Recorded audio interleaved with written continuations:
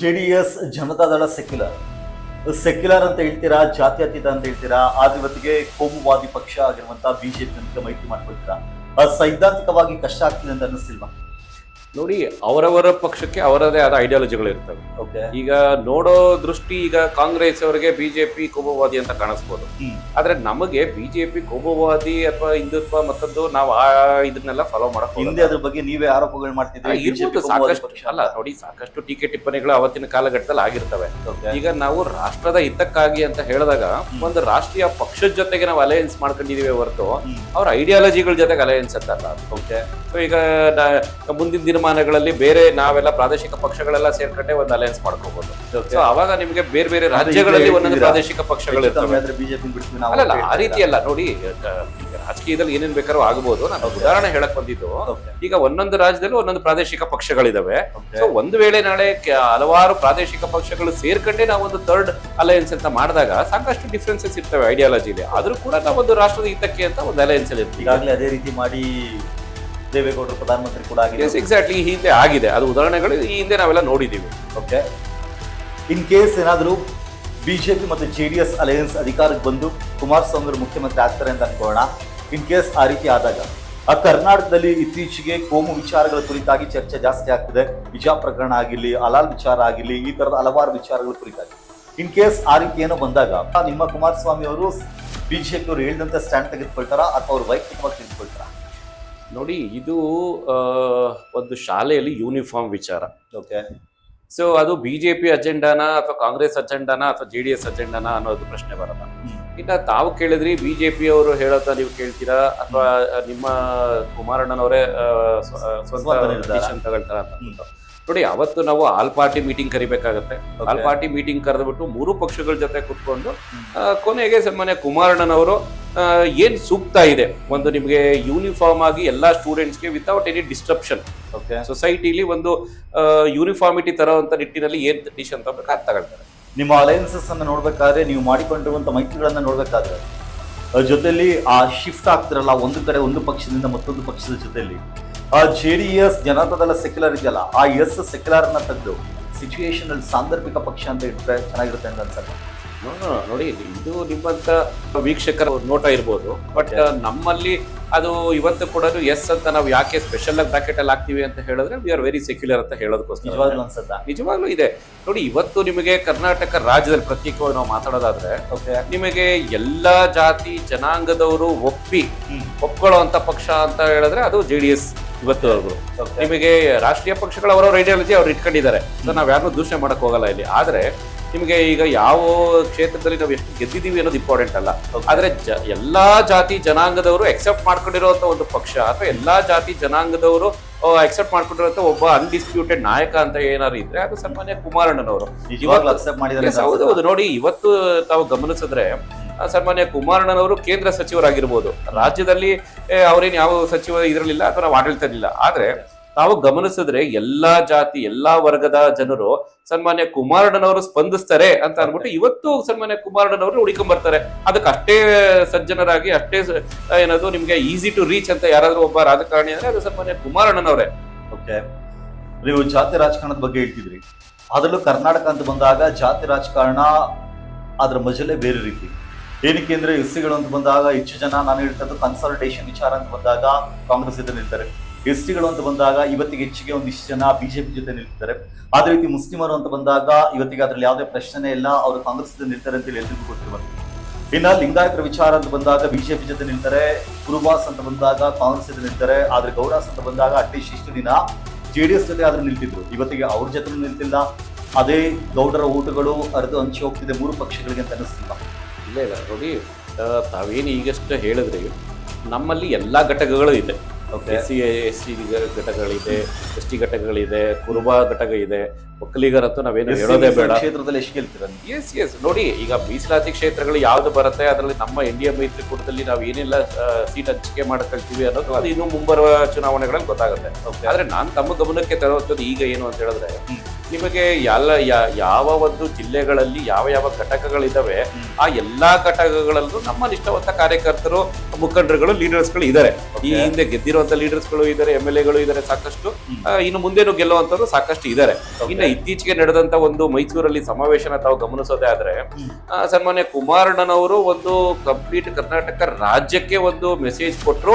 ನಿಮಗೆ ಒಂದು yellow colour turban, yellow colour shawl ನ ಹಾಕೊಳ್ಳೋದ್ರಿಂದ ನಾವು ಕುರುಬರ ಜೊತೆ ಇದೀವಿ, ಕುರುಬರು ಕೂಡ ನಮ್ಮ ಜೊತೆ ಇದ್ದಾರೆ. ಕುರುಬ ಜನಾಂಗ ಏನು ಮೈಸೂರು ಭಾಗದಲ್ಲಿ ಸನ್ಮಾನ್ಯ ಸಿದ್ದರಾಮಯ್ಯನವರು ನನಗೇನೋ ಪೇಟೆಂಟ್ ಮಾಡ್ಕೊಂಡು ಕೊಟ್ಬಿಟ್ಟಿದ್ದಾರೆ ಅಂತ ಹೇಳ್ತಾ ಇದ್ರು, ಅಷ್ಟೂ ಜನ ಇವತ್ತು ಸನ್ಮಾನ್ಯ ಸಿದ್ದರಾಮಯ್ಯನವರು ನೋ ಮೋರ್ ನಮ್ಮ ನಾಯಕರು ಅಂತ ಅಂದ್ಬಿಟ್ಟು ಸನ್ಮಾನ್ಯ ಕುಮಾರಣ್ಣನವರು ನಮ್ಮ ನಾಯಕರಾಗಕ್ಕೆ ಎಲ್ಲಾ ಚಾನ್ಸಸ್ ಇದೆ ಅಂತ ಅಂದ್ಬಿಟ್ಟು ಅದೊಂದು ಪ್ರದರ್ಶನ ಕೊಟ್ಟಿದ್ರೆ ಒಂದು ಉದಾಹರಣೆ ತಮ್ಗದು. ಓಕೆ, ಈ ಪೊಲಿಟಿಕಲ್ ಟಾಕ್ಸ್ ಅನ್ನ ನೋಡಿದಾಗ ಒಂದು ಕೇಳಿ ಬರುವಂತದ್ದು ಆಗಾಗ ಕೇಳಿ ಬರ್ತಾನೆ ಇರುತ್ತೆ. ಕುಮಾರಸ್ವಾಮಿ ಎಲ್ಲೆಲ್ಲಿ ಹೋಗ್ತಾರೆ ಅಲ್ಲೆಲ್ಲ ಕೂಡ ಜನ ಸೇರ್ತಾರೆ, ಆದ್ರೆ ಆ ಜನ ಏನ್ ಸೇರ್ತಾರಲ್ಲ ಅದು ವೋಟ್ ಆಗಿ ಕನ್ವರ್ಟ್ ಆಗಲ್ಲ ಅಂತ. ನೋಡಿ, ಜನರು ಮೆಚ್ಚುವಂತ ನಾಯಕ ಬೇರೆ, ಆಮೇಲೆ ನಿಮಗೆ ಒಂದು ಎಲೆಕ್ಷನ್ ನಡೆದಾಗ ಅಲ್ಲಿ ಲಾಸ್ಟ್ ಮಿನಿಟ್ ಅಲ್ಲಿ ಸ್ಟ್ರಾಟಜಿಗಳು ಏನೇನು ಚೇಂಜಸ್ ಆಗುತ್ತೆ, ವೋಟ್ ಡಿವೈಡ್ ಏನೇನಾಗುತ್ತೆ ಅನ್ನೋಂಥದ್ದು ಬೇರೆ. ಆದ್ರೆ ತಾವೇ ಹೇಳದಾಗೆ ಇವತ್ತಿಗೂ ಕರ್ನಾಟಕ ರಾಜ್ಯದಲ್ಲಿ ನೀವು ಯಾವುದೇ ಒಂದು ಕ್ಷೇತ್ರಕ್ಕೆ ಹೋದ್ರು, ಯಾವುದೇ ಒಂದು ಜಿಲ್ಲೆಗೆ ಹೋದ್ರು ಅನ್ಡಿಸ್ಪ್ಯೂಟೆಡ್ ಆಗಿ ಈವನ್ ಕಾಂಗ್ರೆಸ್ ಸಪೋರ್ಟರ್ ಅಥವಾ ಬಿಜೆಪಿ ಸಪೋರ್ಟರೇ ಇರ್ಲಿ, ಆದ್ರೆ ಆಸ್ ಎ ಪರ್ಸನ್ ಅಂತ ಅಂದ್ಬಿಟ್ಟು ಎಕ್ಸೆಪ್ಟ್ ಮಾಡ್ಕೊಳ್ಳುವಂಥದ್ದು ಸನ್ಮಾನ್ಯ ಕುಮಾರಣ್ಣನವರು. ಕುಮಾರಸ್ವಾಮಿ ಎಂದಾಗ ಮಾತು ತಪ್ಪಿದಂತ ವ್ಯಕ್ತಿ ಅಂತ ನೆನಪಾಗುತ್ತೆ. ಅವತ್ತಿಗೆ ಮಾತು ತಪ್ಪಿದ್ದು ಬಿಜೆಪಿ ಜೊತೆಯಿಂದ ಮೈತ್ರಿ ಮಾಡ್ಕೊಂಡಿದ್ದ ಸಂದರ್ಭದಲ್ಲಿ ಇವತ್ತು ಕೂಡ ಅವತ್ತ ಬಿಟ್ಟಿದೆ ಅಂತ ಅನ್ಸಲ್ಲ. ನೋಡಿ, ಅದೆಲ್ಲ ಹಿಸ್ಟ್ರಿ ಅದು. ಪ್ಲಸ್ ಈಗ ನಾನು ಈ ಮುಂಚೆನೆ ತಮ್ಮ ಇಂಟರ್ವ್ಯೂ ಅಲ್ಲಿ ನಾನು ಹೇಳಿದಾಗೆ ಈಗ ಒಂದು ಕರ್ನಾಟಕ ರಾಜ್ಯಕ್ಕೆ ಒಂದು ಸ್ಟೇಬಲ್ ಗೌರ್ಮೆಂಟ್ ಕೊಡಬೇಕು, ಒಂದು ಅಭಿವೃದ್ಧಿ ಕಡೆ ಇರುವಂತಹ ಸರ್ಕಾರ ನಡೆಸ್ತಾ ಇದೀವಿ ಮೈತ್ರಿ ಸರ್ಕಾರದಲ್ಲಿ ಅಂತ ನಾವು ಹೇಳಿದಾಗ ಮೈತ್ರಿ ಪಕ್ಷಗಳು ಅದನ್ನ ಅರ್ಥ ಮಾಡ್ಕೊಂಡು ಒಂದು ಬೆಂಬಲ ಕೊಡಬೇಕು, ಸಹಕರಿಸಬೇಕೇ ಹೊರತು ಅದರಲ್ಲಿ ನಮ್ಮ ಫಾಲ್ಟ್ ನ ಹುಡುಕುವಂಥದ್ದು ದೂರದ ಮಾತು. ಮೈತ್ರಿ ಪಕ್ಷಗಳು 80-90 ಗೆದ್ದಿರ್ತಾರೆ, ನೀವು ಗೆದ್ದಿರೋ 30-40 ಗೆದ್ದಿರ್ತೀರಾ. ಬಂದ್ಬಿಟ್ಟು ನಿಮಗೆ ಏನೆಲ್ಲ ಕೆಲಸ ಮಾಡ್ಬೇಕು ಅಂತ ಅನ್ಸುತ್ತೆ, ಏನೆಲ್ಲ ಮಾಡ್ಬೇಕು ಅಂತ ಅನ್ಸುತ್ತೆ ಅದೆಲ್ಲ ಮಾಡಿ ಅಂತ ಕೊಟ್ಬಿಟ್ಟು ಎಲ್ಲ ನಿಮ್ದೇನಪ್ಪ ನಮ್ದೇನು ಇಲ್ಲ ಅಂತ ಹೇಳ್ತಾರೆ ಅಂತ ಅನ್ಸುತ್ತೆ. ನೋಡಿ, ಆ ರೀತಿ ಎಲ್ಲೂ ನಾವು ಮಾಡ್ಕೊಂಡು ಬಂದಿಲ್ಲ. ಈಗ ನಾವು 30, 40, 50 ಅಥವಾ 60 ಸೀಟ್ಗಳನ್ನ ಗೆದ್ದಿರ್ಬೋದು. ಆದ್ರೆ ನಿಮಗೆ ಒಂದು ಉತ್ತಮ ಆಡಳಿತ ಕೊಡ್ಬೇಕಾದ್ರೆ ಆ ಸಚಿವ ಸಂಪುಟ ಕಾರ್ಯದಲ್ಲಿ ನಾವು ಕಂಪೇರ್ ಮಾಡ್ಕೊಂಡಾಗ ಈಗ ಸನ್ಮಾನ್ಯ ಕುಮಾರಣ್ಣನವರು CM ಇರ್ಬೋದು ಅಥವಾ ಒಂದು ಬೇಕಾಗಿರೋ ಒಂದು 3-4 ಪೋರ್ಟ್ಫೋಲಿಯೋಗಳು ನಾವು ಇಟ್ಕೊಂಡಿದೀವಿ ಅನ್ನೋದು ಬಿಟ್ರೆ ಬೇರೆ ಎಲ್ಲಾ ನಿಮಗೆ ಮೇಜರ್ ಸ್ಟೇಕ್ ಹೋಲ್ಡರ್ಸ್ ಏನ್ ಇರ್ತಾರೆ ಅದು ನಮ್ಮ ಮೈತ್ರಿ ಪಕ್ಷದವರೇ ಇರ್ತಾರೆ ಹೊರತು ಎಲ್ಲೂ ನಾವು ಇರ್ಲಿಲ್ಲ. ಸೊ ನಮಗ್ ಬೇಕಾಗಿರುವಂತಹ ಸಹಕಾರ ಇರೋದು ನಿಮಗೆ ಅವರು ಮೈತ್ರಿ ಪಕ್ಷದವ್ರು ಕೊಟ್ಟಿದ್ರು ಅಂತ ಹೇಳಿದ್ರೆ ಅವಾಗ ನಾವು ಇನ್ನೂ ಚೆನ್ನಾಗಿ ಆಡಳಿತ ಮಾಡ್ಬೋದು. ಮೈತ್ರಿ ಭದ್ರವಾಗಿದೆಯಾ ಈಗ? 100%, 100% ಭದ್ರವಾಗಿದೆ. ಮುಂದೇನು ಹಂಗೆ ಇರುತ್ತಾ? 100% 2028 ಚುನಾವಣೆ ನಾವು NDA ಮೈತ್ರಿಕೂಟದೊಂದಿಗೆ ಹೋಗ್ತೀವಿ. ಅದನ್ನೇನು ಎರಡು ಮಾತಿಲ್ಲ. ಅದನ್ನ ವರಿಷ್ಠರು ಏನಿದೆಯೋ ಅದು ಡಿಸಿಷನ್ ತಗೊಳ್ತಾರೆ. ಸನ್ಮಾನ್ಯ ದೇವೇಗೌಡ ಅಪ್ಪಾಜಿ ಅವರು, ಸನ್ಮಾನ್ಯ ಮೋದಿಜಿ ಅವರು, ಅಮಿತ್ ಶಾ ಅವರ ಮಟ್ಟದಲ್ಲಿ, ಸನ್ಮಾನ್ಯ ಕುಮಾರಣ್ಣನವರ ಪ್ರೆಸೆನ್ಸ್ ಅಲ್ಲಿ ಅದು ಡಿಸಿಷನ್ಸ್ ತಗೊಳ್ತಾರೆ. ಸೀಟುಗಳ ಹಂಚಿಕೆ ವಿಚಾರದಲ್ಲಿ ಮತ್ತೆ ಬಿಜೆಪಿ ಅಂತ ಭಿನ್ನಾಭಿಪ್ರಾಯ ಬರುತ್ತೆ ಅಂತ ಅನ್ಸಲ್ಲ? ಇಲ್ಲ, ನೋಡಿ, ಭಿನ್ನಾಭಿಪ್ರಾಯ ಬರಕ್ಕೆ ಯಾವುದೇ ಚಾನ್ಸೇ ಇಲ್ಲ. ಯಾಕಂದ್ರೆ ಇನ್ನು 2 ವರ್ಷ ಇದೆ ಚುನಾವಣೆಗಳು. ಆದ್ರೆ ನಾನು ಈ ಹಿಂದೆ ನಿಮ್ಗೆ ಹೇಳ್ದಂಗೆ ಸನ್ಮಾನ್ಯ ಕುಮಾರಣ್ಣನವರು, ಸನ್ಮಾನ್ಯ ದೇವೇಗೌಡ ಅಪ್ಪಾಜಿ ಅವರು, ನಿಮಗೆ ಮೋದಿಜಿ ಅವರು ಪ್ಲಸ್ ಅಮಿತ್ ಶಾ ಅವ್ರ ಜೊತೆ ಕುತ್ಕೊಂಡು ನಿಮಗೆ ಅಲ್ಲಿ ಹೈಕಮಾಂಡ್ ಲೆವೆಲ್ ಅಲ್ಲೇ ಇದೆಲ್ಲ ಬಗೆಹರಿಸ್ಕೊಂಡ್ರೆ ಡಿಸೈಡ್ ಮಾಡ್ಕೊಳ್ತಾರೆ ಹೊರತು ಅಲ್ಲಿಂದ ಬರೋ ಇನ್ಸ್ಟ್ರಕ್ಷನ್ಸ್ ನಾವು ಕೂಡ ಕೇಳಿಸ್ಕೊಳ್ತೀವಿ. ಹಾಗೆ ನಮ್ಮ ಮಿತ್ರ ಪಕ್ಷ ಏನು ಬಿಜೆಪಿ ಕೂಡ ಇದೆ ಅವ್ರು ಕೂಡ ಎಕ್ಸೆಪ್ಟ್ ಮಾಡಿಸ್ಕೊಳ್ತಾರೆ.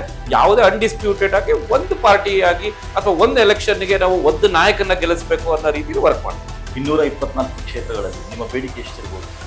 ನೋಡಿ, ಆಸೆ ಎಲ್ಲರಿಗೂ ಇರುತ್ತೆ. ಸೊ ಈಗ ನಾವು ಬೇಡವಂತದ್ದು ನಮಗೂ 100 ಕ್ಷೇತ್ರ ಕೊಡಿ ಅಂದ್ರೆ ನಾವು ಕೇಳ್ತೀವಿ. ಆಸೆನೇ ದುಃಖಕ್ಕೆ ಮೂಲ ರೀತಿಯಲ್ಲಿ ನೋಡಿ, ಈಗ ಯಾವಾಗಲೂ ಕೇಳ್ಬೇಕಾದ್ರೆ ನಾವು ಬರೀ 60-70 ಕೇಳಕ್ಕಾಗತ್ತಾ, 40 ಕೇಳಕ್ಕಾಗತ್ತಾ? ನಮ್ದು ಅದ್ರ ಪ್ರೆಸೆನ್ಸ್ ಇದೆ. ಈಗ 224 ಕ್ಷೇತ್ರದಲ್ಲಿ ನಾವು ಸರಿ ಸುಮಾರು 100 ಕ್ಷೇತ್ರಗಳನ್ನ ಕೇಳ್ತೀವಿ. ಆಮೇಲೆ ನಮ್ಮ ಟಾರ್ಗೆಟ್ ಇರುವಂತದ್ದು ನಾವು ಫ್ಯಾನ್ಸಿ ಆಗಂತೂ ನಾವೇನ್ ಮಾತಾಡೋದಿಲ್ಲ.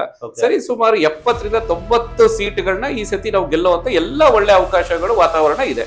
ಬಿಜೆಪಿನ ಈಗಾಗಲೇ 104, 110 ಗೆದ್ದಿರುವಂತ ಇತಿಹಾಸವನ್ನು ಹೊಂದಿದೆ. ಇನ್ ಕೇಸ್ ಏನಾದರೂ ಕಾಂಗ್ರೆಸ್ನ ವಿರುದ್ಧ ಆಂಟಿ ಇನ್ಕ್ಯುಮೆನ್ಸಿ ಆಡಳಿತ ವಿರೋಧಿ ಅಲೆ ಇದ್ದು ಆಗ ಬಿಜೆಪಿ ಪರವಾಗಿದ್ರೆ ಆಗ ನಿಮ್ಗೆ 100 ಸೀಟನ್ನು ಬಿಟ್ಕೊಡ್ತಾರೆ ಅಂತ ಅನ್ಸುತ್ತಾ? ನೋಡಿ, ಈಗ ನಾವು ಚುನಾವಣೆಗೆ ಹೋಗ್ತಾ ಇರುವಂತದ್ದು ಬಿಜೆಪಿ ಪರವಾಗಿ ಒಲವಿದೆ ಅನ್ನೋದಕ್ಕಿಂತ ಕಾಂಗ್ರೆಸ್ ವಿರುದ್ಧವಾಗಲೇ ಇದೆ. ಆಮೇಲೆ ನಿಮ್ಗೆ ಈ ಹಿಂದೆ 2 ಬಾರಿ ಸನ್ಮಾನ್ಯ ಕುಮಾರಣ್ಣನವರ ನೇತೃತ್ವದಲ್ಲಿ ಸಮ್ಮಿಶ್ರ ಸರ್ಕಾರಗಳನ್ನ ನೋಡಿದ್ದಾರೆ. JDS ಯಾವ ರೀತಿ ಒಂದು ಆಡಳಿತ ಮಾಡಿದೆ, ರೈತರ ಪರವಾಗಿ ಯಾವ ರೀತಿ ಇದೆ, ಮಹಿಳೆಯರ ಪರವಾಗಿ ಯಾವ ರೀತಿ ಇದೆ, ವಿದ್ಯಾರ್ಥಿಗಳ ಪರವಾಗಿ ಯಾವ ರೀತಿ ಇದೆ, ಎಲ್ಲಾ ಜನಾಂಗದವರು ಪರವಾಗಿ ಯಾವ ರೀತಿ ಒಂದು ಉತ್ತಮ ಆಡಳಿತ JDS ಕೊಟ್ಟಿದೆ ಅಂತ ಹಿಂದೆ ನೋಡಿದ್ದಾರೆ. ಸೊ ಈಗ ಕೂಡ ಜನರ ಬೈಕೆ ಮಾತು ನಾವು ಕೇಳಿಸ್ಕೊಳ್ಳೋದಾದ್ರೆ, ನಿಮಗೆ JDS ಅಲ್ಲಿ ಸನ್ಮಾನ್ಯ ಕುಮಾರಣ್ಣನವರು ಮುಖ್ಯಮಂತ್ರಿ ಆಗಬೇಕಾಗಿರುವಂತದ್ದು ಅಷ್ಟೇ ಸತ್ಯ, ಅಷ್ಟೇ ಎಕ್ಸ್ಪೆಕ್ಟೇಷನ್ ಇಟ್ಕೊಂಡಿದ್ದಾರೆ. ಇನ್ನ ಈಗ ಒಂದು ಮೈತ್ರಿಕೂಟದಲ್ಲಿ ನಾವಿದೀವಿ ಅಂತ ಹೇಳಿದಾಗ NDA, so BJP plus JDS alliance ಅಲ್ಲಿ ಒಂದು ಉತ್ತಮ ಸರ್ಕಾರ ಬರಲಿ ಅನ್ನೋಂಥ ಜನರ ಆಶೆ. ಎರಡು ಉದಾಹರಣೆ ಹೇಳಲಿಕ್ಕೆ ಬಯಸ್ತೀನಿ. ಏನಕ್ಕೆ ಅಂದ್ರೆ ಹಾಸನ್ ಟೌನ್ ಅಂತ ಬಂದಾಗ ಹಿಂದಿನ ಬಾರಿಯಲ್ಲಿ ಗೆದ್ದಿದ್ದು ಯಾರಂದ್ರೆ ಪ್ರೀತಮ್ ಗೌಡ್ರು ಅವರ ರಾಜಕೀಯ ಇರುವಂತದ್ದೇ ದೇವೇಗೌಡರ ಫ್ಯಾಮಿಲಿನ ವಿರೋಧ ಮಾಡೋದ್ರಲ್ಲಿ. ಆದ್ರೆ ಇವತ್ತಿಗೆ ಅಲ್ಲಿರುವಂತಹ ಸಿಟ್ಟಿಂಗ್ MLA ಯಾರಿದ್ದಾರೆ ಅಂತ ಹೇಳಿದ್ರೆ JDS ನ ವ್ಯಕ್ತಿ ಇರುವಂತದ್ದು. ಆದ್ರೆ ಅಂತ ಸಂದರ್ಭದಲ್ಲಿ ಎಲ್ಲಿ ಬಿಜೆಪಿ ಕೂಡ ಸ್ಟ್ರಾಂಗ್ ಇರುತ್ತೆ ಅಲ್ಲಿ. ಇನ್ನೊಂದು ಶಿರಾದ ವಿಚಾರ ಬರೋದಾದ್ರೆ, ನನ್ನ ಊರು ಶಿರಾ, ಅಲ್ಲಿ ಒಂದು ಬಾರಿ ಬೈ ಎಲೆಕ್ಷನ್ ಅಲ್ಲಿ ಯಾರು ಗೆದ್ದಿದ್ರು ಅಂತ ಹೇಳಿದ್ರೆ ಬಿಜೆಪಿ ಗೆದ್ದಿದ್ರು. ಇವತ್ತಿಗೆ ಬಿಜೆಪಿ ಮತ್ತೆ JDS ಎರಡು ಕೂಡ ಒಂದೇ ಹಂತದಲ್ಲಿದೆ. ಅಲ್ಲಿ ಎರಡು ಪಕ್ಷಗಳು ಪ್ರಬಲವಾಗಿದ್ದಾಗ ಅಲ್ಲಿ ಸೀಟು ಹಂಚಿಕೆ ವಿಚಾರದಲ್ಲಿ ತೊಂದರೆ ಆಗುತ್ತೆ ಅಂತ ಅನ್ಸಲ್ವಾ? ಇನ್ ಕೇಸ್ ಬಿಜೆಪಿ ಸಿಕ್ಕಿದ್ರೆ ನಿಮ್ಮ ಕಾರ್ಯಕರ್ತರಿಗೆ ಅನ್ಯಾಯ ಆಯ್ತು ಅಂತ ಅನ್ಸಲ್ವಾ? ಇನ್ ಕೇಸ್ ನಿಮಗ್ ಸಿಕ್ಕಿದ್ರೆ ಬಿಜೆಪಿ ಕಾರ್ಯಕರ್ತರಿಗೆ ಅನ್ಯಾಯ ಆಯ್ತು ಅಂತ ಅನ್ಸಲ್ವಾ? ನೀವ್ ಯಾರೋ ದೊಡ್ಡ ದೊಡ್ಡ ಮಟ್ಟದಲ್ಲಿರುವಂತಹ ರಾಜಕೀಯ ನಾಯಕಗಳು ಮೈತ್ರಿ ಮಾಡ್ಕೊಂಡು ಕಾರ್ಯಕರ್ತರನ್ನ ಅನಾಥರನ್ನಾಗಿಸ್ತಿದ್ರ ಅಂತ ಅನ್ಸಲ್ವಾ? ಇಲ್ಲ ನೋಡಿ, ಎರಡು ಪ್ರತ್ಯೇಕ ಪಕ್ಷಗಳು, ಎರಡು ಪ್ರತ್ಯೇಕ ಪಕ್ಷಗಳಲ್ಲಿ ಅವರದೇ ಆದ ನಿಷ್ಠಾವಂತ ಕಾರ್ಯಕರ್ತರು ಇರ್ತಾರೆ. ಇನ್ನ ನಿಮಗೆ ಕೆಲವೊಂದು ಬೈ ಎಲೆಕ್ಷನ್ಸ್ ಅಲ್ಲಿ ನಾವೆಲ್ಲ ಅವ್ರಿಗೆ ಕೆಲಸ ಮಾಡಿರ್ತೀವಿ, ಅವರೆಲ್ಲ ನಮಗ್ ಕೆಲಸ ಮಾಡಿರ್ತಾರೆ. ಸೊ ಇದೇ ರೀತಿನೇ ನಾವು ನೆಕ್ಸ್ಟ್ ಮುಂಬರುವ ಈ 2028 ಎಲೆಕ್ಷನ್ಸ್ ಅಲ್ಲಿ ಅಂತ ನೋಡಿದಾಗ ಅಲ್ಲಿ ಯಾವುದೇ ಕ್ಯಾಂಡಿಡೇಟ್ ಹಾಕಿದ್ರು ನಾವು ನಿಷ್ಠಾವಂತವಾಗಿ ಯಾರಿಗೆ ಸಪೋರ್ಟ್ ಮಾಡಿ ಅಂತ ಪಾರ್ಟಿಯಿಂದ ಆದೇಶ ಬರುತ್ತೋ ಅದರಲ್ಲಿ ನಮ್ಮ ಕಾರ್ಯಕರ್ತರು ಮಾಡೇ ಮಾಡ್ತಾರೆ. ಈಗ ನೋಡಿ, ಫಾರ್ ಎಕ್ಸಾಂಪಲ್ ಈಗ ನಿಮ್ಗೆ ದಾವಣಗೆರೆ ದಕ್ಷಿಣ ಕ್ಷೇತ್ರದಲ್ಲಿ ನಮ್ಮ ಕ್ಯಾಂಡಿಡೇಟ್ ನಾವು ಹಾಕ್ಲಿಲ್ಲ, ಈಗ ಬಿಜೆಪಿ ಕ್ಯಾಂಡಿಡೇಟ್ ಹಾಕಿದ್ರು. ಸೊ ಈಗ ಅದು ಒಳ್ಳೆ ಉತ್ತಮವಾದ ಅಲೆ ಇತ್ತು, ವಾತಾವರಣಗಳೆಲ್ಲ ಇತ್ತು. ಇರ್ಲಿ, 100% ನೋಡಿ, ಈಗ ನಮ್ಮ ಕ್ಯಾಂಡಿಡೇಟ್ ನಾವು ಹಾಕ್ಲಿಲ್ಲ ಅಂದಾಗಲೇ ನಾವು ಈ ಹಿಂದೆ ಒಂದು 4-5 ಸಾವಿರ ಓಟ್ಗಳನ್ನ ನಾವೇನ್ ತಗೊಳ್ತಾ ಇದ್ವಿ, ಅದು ಬೈ ಡಿಫಾಲ್ಟ್ ಆಗಿ ಬಿಜೆಪಿಗೆ ಹೋಗೋ ತರ ಇರುತ್ತೆ. ಎರಡನೇದು, ಈಗ ಅಲ್ಲಿ ಒಂದು ನಮ್ಮ ಮೈತ್ರಿಕೂಟದ ಅಭ್ಯರ್ಥಿ ಇದ್ದಾರೆ ಅಂತ ಹೇಳಿದಾಗ ನಾವು ಅನ್ಡಿಸ್ಪ್ಯೂಟೆಡ್ಲಿ ಅವ್ರ ಕೆಲಸ ಮಾಡೇ ಮಾಡ್ತೀವಿ. ಪ್ಲಸ್ ಈಗ ನಮ್ಮ JDS ನ ಕ್ಯಾಂಡಿಡೇಟ್ಗಳು ಯಾರೆಲ್ಲ ಇರ್ತಾರೆ, ಆ JDS ಕ್ಯಾಂಡಿಡೇಟ್ಗೆ ಅನ್ಡಿಸ್ಪ್ಯೂಟೆಡ್ಲಿ ಮೈತ್ರಿ ಧರ್ಮ ಫಾಲೋ ಮಾಡಬೇಕು ಅಂತಂದಾಗ ಬಿಜೆಪಿ ಕಾರ್ಯಕರ್ತರು ಕೂಡ ಕೆಲಸ ಮಾಡೇ ಮಾಡ್ತಾರೆ.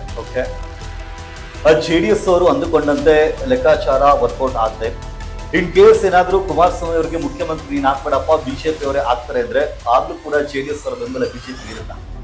ನೋಡಿ, ಅದು ಚುನಾವಣೆ ಫಲಿತಾಂಶ ಬಂದ ಮೇಲೆ ನಡೆಯುವಂತ ಮಾತುಕತೆಗಳಿವು. ಅದು ನಿಮಗೆ ಸನ್ಮಾನ್ಯ ದೇವೇಗೌಡ ಅಪ್ಪಾಜಿ ಅವರು, ಮೋದಿಜಿ ಅವರ ಲೆವೆಲ್ ಅಲ್ಲಿ ನಡೆಯುವಂತ ಡಿಸ್ಕಷನ್ಸ್ಗಳಿವು. ಬಟ್ ಈಗ ನೀವು ಕೇಳಿದ ಪ್ರಶ್ನೆಗೆ ಡೈರೆಕ್ಟ್ ಆಗಿ ನಾವು ಆನ್ಸರ್ ಮಾಡೋದಾದ್ರೆ, ಆಸ್ JDS ನಿಷ್ಠಾವಂತ ಕಾರ್ಯಕರ್ತರಾಗ್ಬಿಟ್ಟು ನಾವು ಬಯಸುವಂತದ್ದು ಸನ್ಮಾನ್ಯ ಕುಮಾರಣ್ಣನವರು 2028 ಮುಖ್ಯಮಂತ್ರಿ ಆಗಬೇಕು. JDS ಅಲ್ಲಿ ಮತ್ತೆ ಬಿಜೆಪಿಯಲ್ಲಿ ಇಬ್ಬರಲ್ಲೂ ಕೂಡ ಒಬ್ಬೊಬ್ಬರ ಮೇಲೆ ಒಬ್ಬೊಬ್ಬರಿಗೆ ಅನುಮಾನ ಇದೆ. ಬಿಜೆಪಿ ಅವ್ರಿಗೆ ಇರುವಂತಹ ಅನುಮಾನ ಏನು ಅಂದ್ರೆ, ಇನ್ ಕೇಸ್ ಏನಾದ್ರು JDS 50 ಸೀಟ್ಗಳನ್ನ ಗೆದ್ಬಿಟ್ಟು ಇವ್ರನ್ನ ಏನಾದ್ರು 70-80 ಗೆದ್ರೆ JDS ಬೇಕಾದ್ರೆ ಕಾಂಗ್ರೆಸ್ ಜೊತೆ ಹೋಗಿ ಸರ್ಕಾರ ರಚನೆ ಮಾಡ್ಬೋದು ಅಂತ. ಅಥವಾ ಇನ್ನೊಂದು JDS ಕಾರ್ಯಕರ್ತರಲ್ಲಿರುವಂತಹ ಆತಂಕ ಏನು ಅಂದ್ರೆ, ಸಪೋಸ್ ಇಬ್ಬರ ಮೈತ್ರಿಯಲ್ಲಿ 160-170 ಸೀಟ್ಗಳನ್ನ ಇನ್ ಕೇಸ್ ಗೆದ್ದಲ್ಲಿ, ಆದ್ರೆ ಏನಾದ್ರು ಬಿಜೆಪಿನೇ 110-115 ಗೆಲ್ಲುತ್ತೆ ಅನ್ನೋದಾದ್ರೆ ಆಗ ನಿಮ್ಮನ್ನ ಅವರು ಲೆಕ್ಕಕ್ಕೆ ತೆಗೆದುಕೊಳ್ಳಲ್ಲ ಅಂತ. ಆ ರೀತಿ ಆಗ್ಬೋದಾ? ಇಲ್ಲ ನೋಡಿ, ಇಲ್ಲಿ ಎರಡು ಪ್ರಶ್ನೆ ಇದೆ. ಒಂದು pre-poll alliance. So pre-poll alliance ಅಂತ ನಾವು ಇಟ್ಕೊಂಡಾಗ NDA ಮೈತ್ರಿಕೂಟದಲ್ಲಿ ನಾವು ಇದೀವಿ ಅಂತ ಹೇಳಿದಾಗ ಇರ್ರೆಸ್ಪೆಕ್ಟಿವ್ ಆಫ್ ದ ನಂಬರ್ಸ್, ನಿಮಗೆ 110 ಬಿಜೆಪಿ ಬರಲಿ ಅಥವಾ ನಾವು 50-60 ಬರಲಿ, ಅದು ಇಂಪಾರ್ಟೆಂಟ್ ಬರಲ್ಲ ನಿಮಗೆ. ಈಗ ಪ್ರೀಪೋಲ್ ಅಲಯನ್ಸ್ ಅಲ್ಲಿ ನಾವೊಂದು NDA ಅಂತ ಮಾಡ್ಕೊಂಡಾಗ, ಸೊ ನಿಮಗೆ ಒಂದು ಅಧಿಕಾರ ಅಂತ ಬಂದಾಗ ನಿಮಗೆ ಯಾವ ಪ್ರೀಪೋಲ್ ಅಲಯನ್ಸ್ ಅಲ್ಲಿ ನಾವು ಇಟ್ಕೊಂಡಿರ್ತೀವೋ ಆ ಶೇರಿಂಗ್ ನಾವು ಮಾಡ್ಕೊಳ್ಳೇಬೇಕಾಗುತ್ತೆ. ಈಗ ಅದು ಈಗ ಅವರು 120 ಅವ್ರು ತಗೊಳ್ಳಿ, ನಾವೊಂದು 60 ತಗೊಳ್ಳಿ, 180 ಆಗುತ್ತೆ. ಇಲ್ಲ ಅವರು 90 ತಗೊಂಡು ನಾವೊಂದು 40 ತಗೊಂಡು 130 ಆದ್ರೂ ಆಗಬಹುದು. ಆ ಪ್ರೀಪೋಲ್ ಅಲಯನ್ಸ್ ಹಂಗೆ ಇರುತ್ತೆ. ಇನ್ನು ಎರಡನೇದು, ಈಗ ನಾವು ಪ್ರೀಪೋಲ್ ಅಲಯನ್ಸ್ ಅಲ್ಲಿ ನಾವು ಒಂದು ಸತಿ NDA ಮೈತ್ರಿಕೂಟದಲ್ಲಿ ನಾವು ಇದೀವಿ ಅಂತ ಹೇಳಿದ ಮೇಲೆ ಕಾಂಗ್ರೆಸ್ ಅವ್ರ ಜೊತೆ ಸೇರ್ಕೊಂಡ್ಬಿಡ್ತೀವಿ ಅನ್ನೋದ್ರ ದೂರದ ಮಾತಾಡು. That is not politically correct. ರಾಜಕೀಯವಾಗಿ ಜನ ತುಂಬಾ ನೋಡಿದ್ದಾರೆ. ಮಹಾರಾಷ್ಟ್ರದಲ್ಲೂ ಕೂಡ ಶಿವಸೇನೆ ಮತ್ತೆ ಬಿಜೆಪಿ ಇಬ್ರು ಕೂಡ ಪ್ರೀಪೋಲ್ ಅಲಯನ್ಸ್ ಅನ್ನ ಮಾಡ್ಕೊಳ್ತಾರೆ. ಚುನಾವಣೆಯಲ್ಲಿ ಬಹುಮತವನ್ನು ಕೂಡ ಪಡೆಯುತ್ತೆ ಅಲಯನ್ಸ್. ಆದ್ರೆ ರಿಸಲ್ಟ್ಸ್ ಏನಿದೆ ಅದು ಬಂದ ನಂತರ ಆಗ ಇದೇ ಶಿವಸೇನೆಯ ಉದ್ಧವ್ ಠಾಕ್ರೆ ಕೇಳ್ತಾರೆ ನನ್ನ ಮುಖ್ಯಮಂತ್ರಿ ಮಾಡಿ ಅಂತ. ಆಗ ಬಿಜೆಪಿಯವನ್ನ ಆ ಶಿವಸೇನೆಯನ್ನ ಒಡೆದು ಕರ್ಕೊಂಡ್ಬಂದು ಅವ್ರು ಮುಖ್ಯಮಂತ್ರಿ ಆಗುವಂತ ಹಲವಾರು ಆಟಗಳನ್ನ ಈಗಾಗಲೇ ಜನ ನೋಡಿದ್ದಾರೆ. ಆ ರೀತಿ ಬಿಜೆಪಿ ಮಾಡ್ಬೋದು ಅಂತ ಅನ್ಸಲ್ವಾ? ನಿಮ್ಮವ್ರನ್ನೇ ಆಪರೇಷನ್ ಕಮಲ ಮಾಡ್ಬೋದು ಅಂತ? ನೋಡಿ, ಈ ಬಾರಿ ಕರ್ನಾಟಕದಲ್ಲಿ ಇರುವಂತಹ ರಾಜಕೀಯ ಸಿಚುವೇಶನ್ ಬೇರೆ, ಓಕೆ, ಮಹಾರಾಷ್ಟ್ರದಲ್ಲಿ ಇದ್ದಂತಹ ರಾಜಕೀಯ ಸಿಚುವೇಶನ್ಸ್ ಬೇರೆ ಇದೆ. ಓಕೆ, ಇಲ್ಲಿ it is very crystal clear.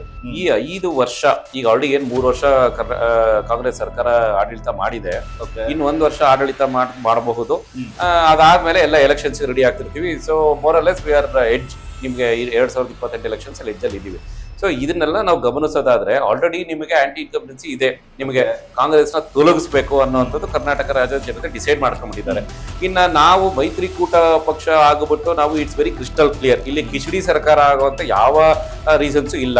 It is very clear. NDA ಮೈತ್ರಿಕೂಟ ಇರುವಂತಹ ಬಿಜೆಪಿ ಮತ್ತೆ JDS ಅಲಯನ್ಸೇ ನಾವು ಹೋಗ್ತೀವಿ. ನಮಗೆ ಬಹುಮತಕ್ಕಿಂತ ಅತಿ ಹೆಚ್ಚು ಬರಬೇಕಾಗಿರುವಂತಹ ಸೀಟ್ಗಳಿದೆ. 150 ಟಾರ್ಗೆಟ್ ಅಂತ ನಾವೇನು ಇಟ್ಕೊಂಡಿದೀವಿ, 150 ವಿ ವಿಲ್ ರೀಚ್. ಸೊ ಅದರಲ್ಲಿ ನಮ್ಮ ಮೈತ್ರಿಕೂಟದಲ್ಲಿ ನಾವು ಎಷ್ಟು ಕಡಿಮೆ ತಗೊಳ್ತೀವೋ ಜಾಸ್ತಿ ತಗೊಳ್ತೀವೋ, ನಮಗೆ ಮೆಜಾರಿಟಿ ಬೇಕಾಗಿರುವಂತಹ 113, 114 ಸೀಟ್ಗಳು ಏನಿರುತ್ತೆ ಅದನ್ನ ಈಸಿಯಾಗಿ ನಾವು ಆ ಮಾರ್ಕ್ನ ದಾಟ್ತೀವಿ. ಸೊ ಹಾಗಾಗಿ ಕಿಚಡಿ ಸರ್ಕಾರ ಆಗುವಂತ ಯಾವ ಲಕ್ಷಣಗಳು ಕಾಣಿಸಲ್ಲ. ಚುನಾವಣಾ ಪೂರ್ವನೇ ಯಾರು ಮುಖ್ಯಮಂತ್ರಿ ಆಗ್ಬೇಕು ಅಂತ ನೀವು ನಿರ್ಧಾರ ಮಾಡ್ಕೊಂಡು ಚುನಾವಣೆಗೆ ಹೋಗ್ತೀರಾ ಅಂತ ಅನ್ಸುತ್ತಾ? ನೋಡಿ, ಎಲ್ಲಾ ಪೊಲಿಟಿಕಲ್ ಪಾರ್ಟಿಗಳಿಗೂ ಅವರದೇ ಆದ ಪೊಲಿಟಿಕಲ್ ಆಸೆಗಳಿರ್ತವೆ. ಈಗ ತಪ್ಪಲ್ಲಿ ಈಗ ನಾವು ಅಲಯನ್ಸ್ ಅಲ್ಲಿ ಇದೀವಿ ಅಂತ ಇರುವಂತದ್ದು ಅದು ಬೇರೆ. ಆದ್ರೆ ನಮ್ಮ ಆಸೆ ಆಸ್ ಎ JDS ಇಷ್ಟವಂತ ಕಾರ್ಯಕರ್ತ ಅಂತ ಹೇಳಿದಾಗ ನಮಗೆ ಸನ್ಮಾನ್ಯ ಕುಮಾರಣ್ಣನವರು ಈ ಹಿಂದೆ 2 ಬಾರಿ ಅವ್ರಿಗೆ ಸಿಕ್ಕಂತ ಅವಕಾಶಗಳೇನಿದೆ ಬರೀ 18 ತಿಂಗಳು 20 ತಿಂಗಳು, ಈ ಬಾರಿ ಇನ್ನೂ ಸ್ವಲ್ಪ ಜಾಸ್ತಿ ಸಿಗ್ಲಿ, 3 ವರ್ಷನಾದ್ರು ಸಿಗ್ಲಿ ಅಥವಾ 4 ವರ್ಷನಾದ್ರು ಸಿಗ್ಲಿ, ಒಂದು ಉತ್ತಮ ಆಡಳಿತ ಕೊಡ್ಲಿ. ಪ್ಲಸ್ ಸನ್ಮಾನ್ಯ ಕುಮಾರಣ್ಣನವರ ಎಲ್ಲಾ ಸಚಿವರಾಗ್ಲಿ ಎಲ್ಲಾ ಪಾರ್ಟಿ ಶಾಸಕರಾಗ್ಲಿ ಎಕ್ಸೆಪ್ಟ್ ಮಾಡ್ಕೊಳ್ತಾರೆ. ಒಂದು ಒಳ್ಳೆ ಆಡಳಿತ ಕೊಡುವಂತದ್ದು ಇಂಪಾರ್ಟೆಂಟೇ ಹೊರತು ಅದನ್ನ ಅವರು ಕೈ ಜೋಡಿಸ್ತಾರೆ ಅಂತ ಅನ್ಕೊಂಡಿದೀವಿ. ಹಳೆ ಮೈಸೂರು ಭಾಗದಲ್ಲಿ ರಾಜಕೀಯವಾಗಿ ಯಾರ್ಯಾರನ್ನ ಮುಗಿಸ್ತಾರೆ? ಬಿಜೆಪಿ JDS ಅನ್ನ ಅಥವಾ JDS ಬಿಜೆಪಿ ಅನ್ನ? ಬಿಜೆಪಿ JDS ಅಲಯನ್ಸ್ ಕಾಂಗ್ರೆಸ್ನ ಮುಗಿಸ್ತೀವಿ ಅನ್ಸುತ್ತಾ ನಿಮಗೆ? 100% ಈಗ ನೀವು ತಾವು ಗಮನಿಸಿದ್ರೆ ಸರಿ ಸುಮಾರು 30ಕ್ಕಿಂತ ಅತಿ ಹೆಚ್ಚು ಶಾಸಕರು ಯಾರು ಇವಾಗ ಕಾಂಗ್ರೆಸ್ ಅಲ್ಲಿ ಇದ್ದಾರೆ ಅವರೆಲ್ಲ ಆಲ್ರೆಡಿ ವಾಪಸಿ ಆಗ್ತಾ ಇದೆ. ನಿಮ್ಗೆ ಎಲ್ಲಾ ವಾಪಸ್ಸು ಏನದು JDS ಡೋರ್ನ ನಾಕ್ ಮಾಡಕ್ಕೆ ಎಲ್ಲಾ ರೀತಿ ಪ್ರಿಪರೇಷನ್ಸ್ ಗಳಾಗಿದೆ. ಏನ್ ಕೊಡ್ತೀರಾ ನೀವು ಅವ್ರು ಬಂದ್ರೆ? ನೋಡಿ, ನಾವ್ ಏನ್ ಕೊಡ್ತೀವಿ ಅನ್ನೋದಕ್ಕಿಂತ ಅವರು ಇಲ್ಲೇ ಇದ್ದವರು. ನೀವೇನು ಕೊಟ್ಟಿಲ್ಲ ಅಂತಾನೆ ಬಿಟ್ಟು ನೋಡಿ, ಈಗ ಇವೆಲ್ಲ ಚಿಕ್ಕ ಚಿಕ್ಕ ಹಕ್ಕಿಗಳಿದ್ದಂಗೆ, ಆ ಹಕ್ಕಿಗೆ ಆರಕ್ಕೆ ಹೇಳ್ಕೊಂಡ್ ಕೊಟ್ಟಿರೋದೇ JDS. ಬೆಳೆಸ್ದವರೇ ನಾವು ಅವರಿಗೆ. ಈಗ ಅರ್ಧಕ್ಕರ್ಧ ಜನ ನಾವೇನಾದ್ರು ಈಗ ಹೇಳೋದಾದ್ರೆ ಕಾಂಗ್ರೆಸ್ ಅಲ್ಲಿ ಇರುವಂತವ್ರು ಅಥವಾ ಬಿಜೆಪಿಲಿ ಸಾಕಷ್ಟು ಇರುವಂತವ್ರೆಲ್ಲ JDS ಅಲ್ಲಿ ಹುಟ್ಟಿ JDS ಅಲ್ಲಿ ಬೆಳೆದು JDS ಅಲ್ಲಿ ರಾಜಕೀಯ ಕಲ್ತ್ಕೊಂಡು ಆರಕೊಂಡು ಇವತ್ತು ಆಚೆ ಹೋಗಿರೋರೇ ಹೊರತು ಅವರಿಗೆಲ್ಲ ನೆಲೆ ಕೊಟ್ಟಿದ್ದು ಅಥವಾ ಅವರನ್ನ ಬೆಳೆಸಿದ್ದೇ JDS. ಈ ಆಂತರಿಕ ಕಚ್ಚಾಟ ಅಂತ ಬಂದಾಗ, ಇನ್ ಫೈಟಿಂಗ್ ಅಂತ ಬಂದಾಗ ದೊಡ್ಡ ದೊಡ್ಡ ರಾಷ್ಟ್ರೀಯ ಪಕ್ಷಗಳಲ್ಲೇ ಅಷ್ಟು ಆಂತರಿಕ ಕಚ್ಚಾಟ ಇರೋದಿಲ್ಲ. ಒಂದು ಚಿಕ್ಕ ಪಕ್ಷ, ಒಂದು ಪ್ರಾದೇಶಿಕ ಪಕ್ಷ JDS ಅಲ್ಲಿ ಇಷ್ಟು ಆಂತರಿಕ ಕಚ್ಚಾಟ ಏನಕ್ಕೆ? ಇದು ನನ್ನ ಮೊದಲನೇ ಪ್ರಶ್ನೆ. ಎರಡನೇ ವಿಚಾರ, ಬಿಟ್ಟೋಗಿರುವಂತ ಲೀಡರ್ಗಳನ್ನ ನೋಡಿದಾಗ ನಿಮ್ದೊಂದು ದೊಡ್ಡ ಪಟ್ಟಿನೇ ಇದೆ. ಬರಿತಾ ಹೋದ್ರೆ ಒಂದು 50-100 ಹೆಸರುಗಳನ್ನ ಬರಿಬಹುದು. ಒಂದಿಷ್ಟು ಹೆಸರುಗಳನ್ನ ಹೇಳ್ತೀನಿ.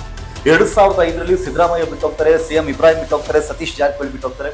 2007ರಲ್ಲಿ KN Rajanna ಬಿಟ್ಟೋಗ್ತಾರೆ, ಕಲ್ಗಟ್ಟಿಯ Santosh Lad ಬಿಟ್ಟೋಗ್ತಾರೆ, ಹಿರೇಕೆರೂರಿನ BC Patil ಬಿಟ್ಟೋಗ್ತಾರೆ, HS Mahadeva Prasad ಬಿಟ್ಟೋಗ್ತಾರೆ, HC Mahadevappa ಬಿಟ್ಟೋಗ್ತಾರೆ.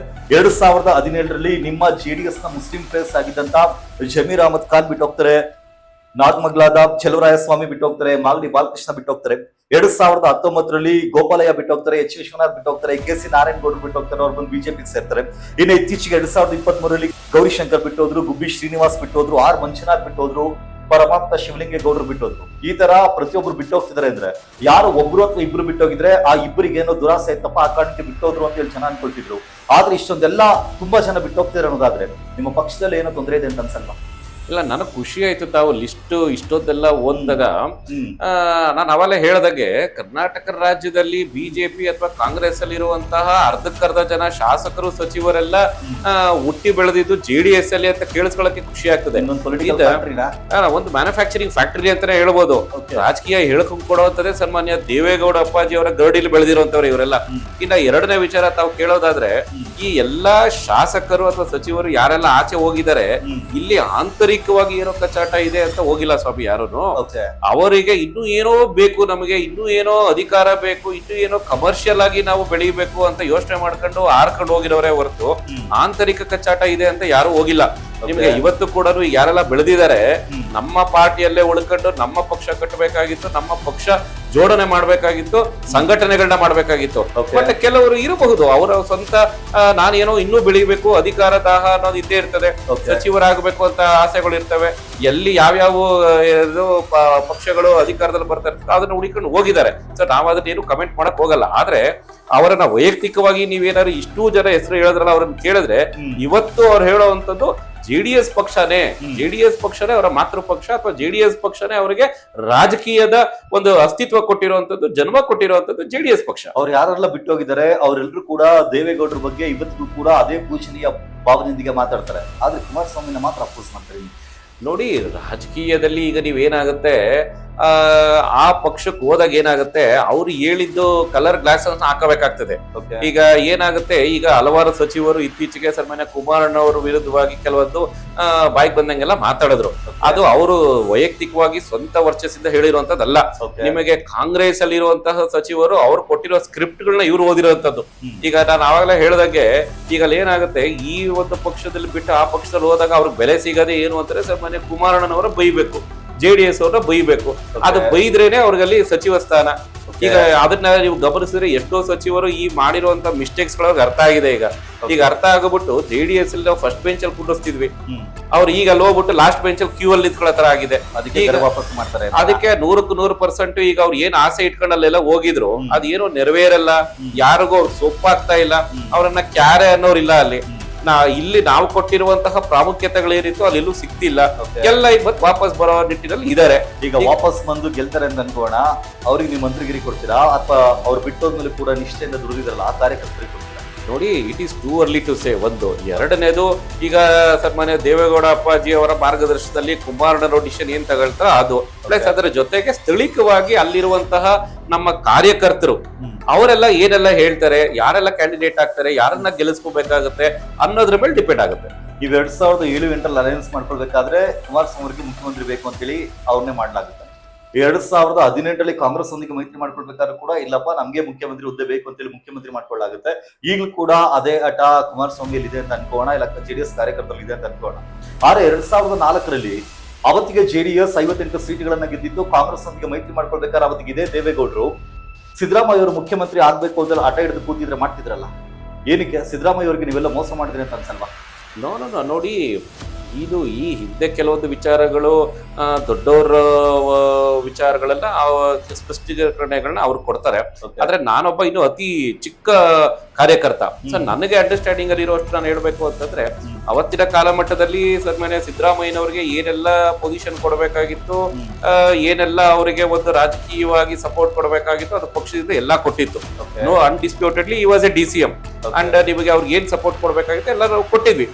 ಆದ್ರೆ ಅವರು ಮಾಡ್ಕೊಂಡಿದ್ದ ಸ್ವಯಂಕೃತ ಕೆಲವೊಂದು ಅಪರಾಧಗಳಿಂದ ಪಕ್ಷದಿಂದ ಉಚ್ಚಾಟನೆ ಆಗ್ಬೇಕಾಗ್ತದೆ. ಈಗ ಅದರಲ್ಲಿ ಒಂದು ಉದಾಹರಣೆ ಅಂತಂದ್ರೆ, ಈಗ ಒಂದು ಅಹಿಂದ ಅಂತ ಮಾಡ್ಕೊಂಡು ಹೋದ್ರು. ಸೊ ಅವತ್ತಿನ ಕಾಲಘಟ್ಟದಲ್ಲಿ ಸನ್ಮಾನ್ಯ ದೇವೇಗೌಡ ಅಪ್ಪಾಜಿ ಅವರು ಬೆಳೆಸಿದ್ರು, ಹೇಳಿದ್ರು ಬೇಕಾಗಿರ್ಲಿಲ್ಲ ಇದೆಲ್ಲ ಅಂತ ಅನ್ಕೊಂಡು, ಬಟ್ ಕೇಳಿಸ್ಕೊಳ್ಳಿಲ್ಲ. ಸೊ ಹಂಗಾಗಿ ಅವ್ರನ್ನ ಉಚ್ಚಾಟನೆ ಆಯ್ತು, ಹೊರಗಡೆ ಹೋದ್ರು ಅನ್ನೋದು ಬಿಟ್ರೆ ನಮ್ಮ ಪಕ್ಷದಲ್ಲಿ ಯಾರು ಏನು ಇರ್ಲಿಲ್ಲ. ಸಿದ್ದರಾಮಯ್ಯನವರು ಜೆಡಿಎಸ್ ಪಕ್ಷವನ್ನ ಬಿಟ್ಟೋಗಿದ್ದಕ್ಕೆ ಜೆಡಿಎಸ್ ಅವ್ರಿಗೆ ನಷ್ಟ ಆಯ್ತು ಅಂತ ಅನಿಸ್ತಿಲ್ವಾ ರಾಜಕೀಯವಾಗಿ? ನೋಡಿ, JDS ಒಂದು ಮ್ಯಾನುಫ್ಯಾಕ್ಚರಿಂಗ್ ಫ್ಯಾಕ್ಟರಿ ಇದ್ದಂಗೆ. ಯಾವುದೇ ಒಂದು ವ್ಯಕ್ತಿ ಮೇಲೆ ನಿಂತ್ಕೊಂಡು ಅವರು ಹೋಗಿದ ತಕ್ಷಣ ಲಾಸ್ ಆಗುತ್ತೆ ಅಥವಾ ಅವ್ರಿದ್ರೆ ಏನೇ ಒಂದಾಗುತ್ತೆ ಅಂತ ಹೇಳಕ್ ಹೋಗಲ್ಲ. ಬಟ್ ಅಫ್ಕೋರ್ಸ್ ಯಾವುದೇ ಒಬ್ಬ ನಾಯಕನ ನಾವು ಅವರ ಪ್ರೆಸೆನ್ಸ್ ಅಥವಾ ಅವರ ಆಬ್ಸೆನ್ಸ್ ಅಲ್ಲಿ ಏನು ಡಿಫ್ರೆನ್ಸಸ್ ಆಗಲ್ಲ ಅಂತ ಅಷ್ಟು ಹೇಳಕ್ಕಾಗಲ್ಲ. Certain percentage of the vote differences ಆಗುತ್ತೆ. ಆದ್ರೆ ಅವ್ರು ಇದ್ರೇನೆ ಪಕ್ಷ, ಅವರಿಂದನೇ ಪಕ್ಷ ಅನ್ನೋ ರೀತಿಲಿ JDS ಇಲ್ಲ, ಅಥವಾ ಆ ಒಂದು ವರ್ಚಸ್ಸತ್ತು ಅವ್ರೇನು ಇಟ್ಕೊಂಡಿಲ್ಲ. ಇನ್ನು ಸದ್ಯ ನೀವು ರಾಜ್ಯ ಮಟ್ಟದಲ್ಲಿ ಜೆಡಿಎಸ್ ನ ವಕ್ತಾರರಾಗಿ ಕೆಲಸ ಮಾಡ್ತಿದ್ದೀರಾ. ವಕ್ತಾರರಾಗಿ ಇರ್ಬೇಕು ಅಂತ ಅನ್ಕೊಂಡಿದ್ರೆ ಅಥವಾ ಚುನಾವಣೆ ನಿಲ್ಬೇಕು ಅನ್ನೋ ಆಸೆ ನಿಮ್ಮಲ್ಲಿ ಇದೆಯಾ? ನೋಡಿ, ಎಲ್ಲಾ ರಾಜಕೀಯ ವ್ಯಕ್ತಿಗಳಲ್ಲೂ ಅದೊಂದು ಆಸೆ ಇದ್ದೇ ಇರ್ತದೆ. ಆಸ್ಪಿರೇಷನ್ ಅಂತ ಹೇಳ್ಬೋದು ಅಥವಾ ಒಂದು ಆಸೆ ಅಂತಾನೂ ಹೇಳ್ಬೋದು. ಸೊ ನಾನು ಕೂಡ I am a very big aspirant. ಈಗ ನಾನು ಒಬ್ಬ ಏನದು ಯುರೋಪಿಯನ್ ಕಂಟ್ರೀಸ್ ಅಲ್ಲಿ ಒಂದು ಮಾಸ್ಟರ್ಸ್ ಮಾಡಿ ಒಂದು ಫ್ಯಾನ್ಸಿ ಲೈಫ್ ನ ಲೀಡ್ ಮಾಡ್ಕೊಂಡು ಇರ್ಬೋದಾಗಿತ್ತು. ಬಟ್ ನಾನೀಗ ಕರ್ನಾಟಕಕ್ಕೆ ವಾಪಸ್ ಬಂದು ಬ್ಯಾಂಗ್ಳೂರ್ಗೆ ಬಂದ ಮೇಲೆ ನನ್ನದೇ ಆದ ಒಂದು ಸಕ್ಸಸ್ಫುಲ್ ಬಿಸ್ನೆಸ್ ನ ಇಟ್ಕೊಂಡಾಗ ಕರ್ನಾಟಕ ರಾಜ್ಯದಲ್ಲಿ ಸಾಕಷ್ಟು ಬದಲಾವಣೆಗಳ ಚಾನ್ಸಸ್ ಇದೆ. ನಾನೊಬ್ಬ ಯೂತ್ ಆಗಿ ನಾನ್ ಕಲ್ತಿರುವಂತಹ ಡೆವಲಪ್ಡ್ ಕಂಟ್ರೀಸ್ ಅಲ್ಲಿ ಸಾಕಷ್ಟು ಬದಲಾವಣೆಗಳನ್ನ ಇಲ್ಲಿ ತರಬಹುದು, ಅಥವಾ ಇಲ್ಲಿರುವಂತಹ ನನ್ನ ಸುತ್ತಮುತ್ತ ಇರುವಂತಹ ಜನರ ಕಷ್ಟಗಳನ್ನೆಲ್ಲ ನೋಡಿದಾಗ ಏನಾದ್ರೂ ಒಂದು ಕೊಡುಗೆ ಕೊಡಬೇಕು ಸೊಸೈಟಿಗೆ ಅನ್ನೋದು ನನಗೂ ಒಂದು ಆಸೆ ಇದೆ. ಸೊ ಹಾಗಾಗಿ ಈಗ ಪಕ್ಷಕ್ಕೆ ಬಿಟ್ಟಿದ್ದು. ಈಗ ಸನ್ಮಾನ್ಯ ಕುಮಾರಣ್ಣನವರು ನನ್ನನ್ನು ಗುರುತಿಸಿ ಏನಾದ್ರೂ ಇಲ್ಲಪ್ಪ ನೀನು ಕಾರ್ಪೊರೇಟರ್ ಆಗ್ಬಿಟ್ಟು ಕೆಲಸ ಮಾಡು ಅಂತ ಹೇಳಿದ್ರೆ ಕಾರ್ಪೊರೇಟರ್ ಕೆಲಸ ಮಾಡ್ತೀನಿ, ಟಿಕೆಟ್ ಕೊಟ್ಬಿಟ್ಟು ಕೆಲ್ಸಕ್ಕೆ. ಇನ್ನ MLA ಆಗ್ಬಿಟ್ಟು ನೀನು ಕೆಲಸ ಮಾಡಪ್ಪ ಅಂತ ಹೇಳಿ ಅವರ ಒಂದು ಆಶೀರ್ವಾದ ಮಾಡಿದ್ರೆ ಅದನ್ನ ಕೂಡ ನಾನು ಮಾಡಕ್ ರೆಡಿ ಇದ್ದೀನಿ. ಇನ್ನ ಅದ್ರ ಜೊತೆಗೆ ಸೆಂಟ್ರಲ್ ಅಲ್ಲಿ ಇಲ್ಲ ನೀನೊಂದು MP ಆಗಿ ನಿನಗೊಂದು ಅರ್ಹತೆ ಇದೆ, ನೀನು ಮಾಡ್ಬೋದು ಕೆಲಸ ಅಂತ ಅವ್ರೇನಾದ್ರು ಆಶೀರ್ವಾದ ಮಾಡಿದ್ರೆ ನಮ್ಮಲ್ಲಿ ನನಗೇನಾರು ಅಥವಾ ಆಪರ್ಚುನಿಟಿ ಕೊಟ್ರೆ ನಾನು 100% ಸಕ್ಸಸ್ಫುಲ್ ಆಗಿ ಕೆಲಸ ಮಾಡೇ ಮಾಡ್ತೀನಿ. ಟಿಕೆಟ್ ಆಕಾಂಕ್ಷಿ ಆಗಿದ್ರೆ ಯಾವ ಕ್ಷೇತ್ರದ ಆಕಾಂಕ್ಷಿ ಆಗ್ತೀರಾ? ನೋಡಿ, ಸನ್ಮಾನ್ಯ ಕುಮಾರಣ್ಣನವರ ಆಶೀರ್ವಾದ ಇದ್ರೆ ಯಾವ ಕ್ಷೇತ್ರದಲ್ಲಿ ಬೇಕಾದ್ರೆ ಅವ್ರು ನಿಲ್ಲಿಸ್ಬಿಟ್ಟು ಗೆಲ್ಸ್ಕೊಂಡ್ ಬರ್ತಾರೆ. ನನಗೆ ಇಂಥದೇ ಕ್ಷೇತ್ರ ಅಂತ ಏನಿಲ್ಲ. ಬಟ್ ಈಗ ನನ್ನನ್ನ ಕೆಲವೊಂದು ಪಕ್ಷದ ಕಾರ್ಯಕರ್ತರು ಗುರುತಿಸಿರುವಂತದ್ದು ಅಥವಾ ನಾನು ಕೆಲವೊಂದು ಎಲೆಕ್ಷನ್ಸ್ ಗಳನ್ನೆಲ್ಲ ಈ ಹಿಂದೆ ಎಲ್ಲ ನಾನು ಮಾಡ್ಕೊಂಡ್ ಬಂದಿರೋದೆಲ್ಲ ನೋಡಿದಾಗ RR ನಗರ ವಿಧಾನಸಭಾ ಕ್ಷೇತ್ರದಲ್ಲಿ, ಬೆಂಗಳೂರು ಗ್ರಾಮಾಂತರ MP ಕ್ಷೇತ್ರದಲ್ಲಿ ಸ್ವಲ್ಪ ಒಡನಾಟಗಳು ಜಾಸ್ತಿ ಇದೆ, ಗುರುತಿಸ್ತಾರೆ ಜನ ಅಂತ ಹೇಳ್ಬೋದು. ಓಕೆ, ಹೆಚ್ಚು ಶಿಕ್ಷಣವನ್ನ ಪಡೆದಂತವರು ರಾಜಕಾರಣಕ್ಕೆ ಬರಲಿ ಅಂತೇಳಿ ತುಂಬಾ ಜನ ಆಶಿಸ್ತಾರೆ. ನೀವು ಕೂಡ ಜರ್ಮನಿಯಲ್ಲಿ MS ಮುಗಿಸ್ ಬಂದಿದ್ದೀರಾ, ಉನ್ನತ ಶಿಕ್ಷಣವನ್ನು ಪಡೆದಿದ್ದೀರಾ.